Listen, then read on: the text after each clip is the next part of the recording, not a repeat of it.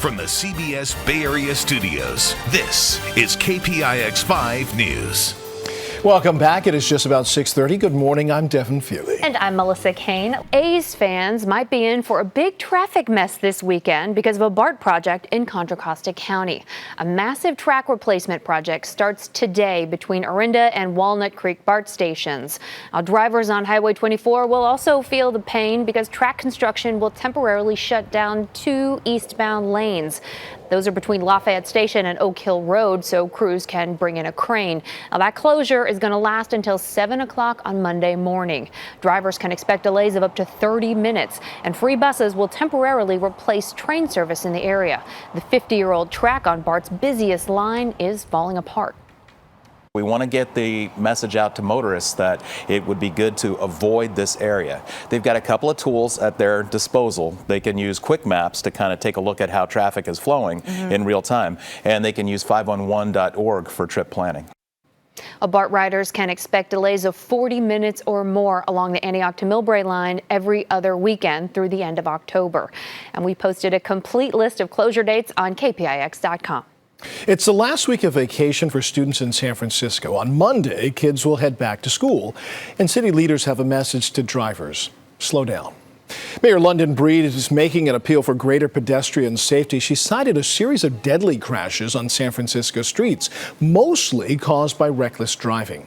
It's a big issue that the police chief says the community can help to fix. We really need the community's support and your support to get the message out.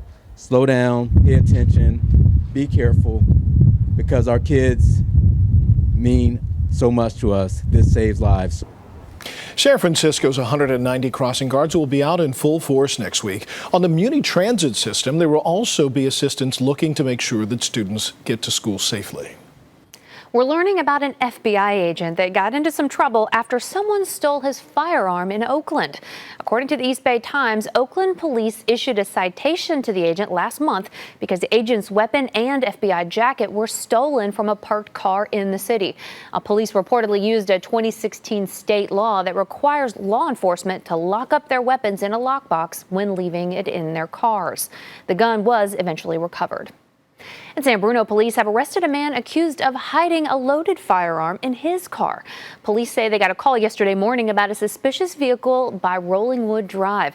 They say a 19-year-old Daly City resident had this gun tucked under the driver's seat. Police later learned the man had an outstanding warrant for his arrest, and he was booked into the San Mateo County Jail. Police in New York City are looking for a person of interest after a bomb scare brought much of the city's subway system to a halt. 3 rice cookers were all deemed to be safe after causing quite a scare during yesterday morning's commute. It was nearly 3 years ago when pressure cooker bombs injured at least 30 people in the city's Chelsea neighborhood. Because of the timing and the placement and the items, we're carrying this right now as a hoax device. Police are not calling the man in this picture a suspect, but they are trying to identify him. The New York City Transit Authority says about 6 million people ride the subway every day. Attorneys for disgraced financier Jeffrey Epstein say they are not satisfied with the medical examiner's conclusions about his death. They say they plan to view prison videos themselves, and they say the facility where Epstein was being held is operating under, quote, medieval conditions.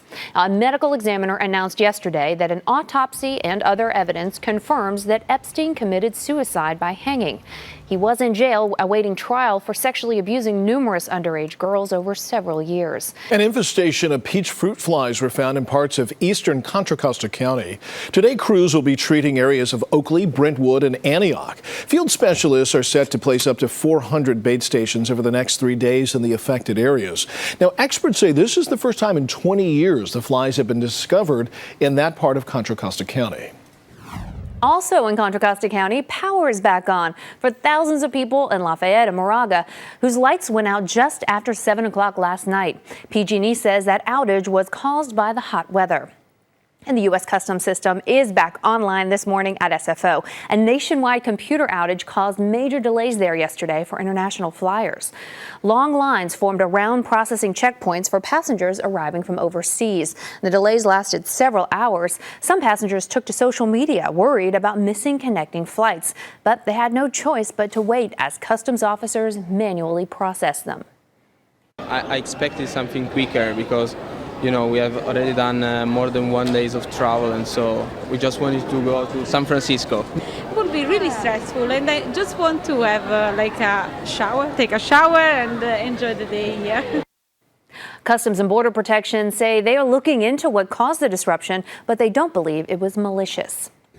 And if you like to travel at a slower pace and you want to get away, Amtrak is offering big discounts on fares to the Northwest. One-way tickets to Seattle are going for as little as $56, but you have to act fast. The offer ends today. PG&E is getting the word out about its new Wildfire Assistance program. The utility has set up a $105 million fund as part of its bankruptcy proceedings. People whose homes were damaged or destroyed and can't afford living expenses can request a one-time payment of $5,000. Later, they may be able to get more money for supplemental needs. And we're going to start warming back up by the middle part of this week. Of course, I just buried the headline, which is the wonderful, much-needed cool down for this weekend. Look at the inland numbers, 87 today, 83 tomorrow, 15 degrees cooler today for many inland spots than we were yesterday. Enjoy the next couple of days. We'll start talking more about that warm-up for the mid and late part of next week as it gets closer. But we've got a full weekend in front of us that's going to feel so much better than what we've had for the last few days. I feel like that's the best news all morning. It was scorching this week. I couldn't even sleep. Yeah, that's It's that hot. No air conditioning, right, for so many of us. But inland, you've got it. But for locations like in the city without it, it's rough to sleep like this. Tough life.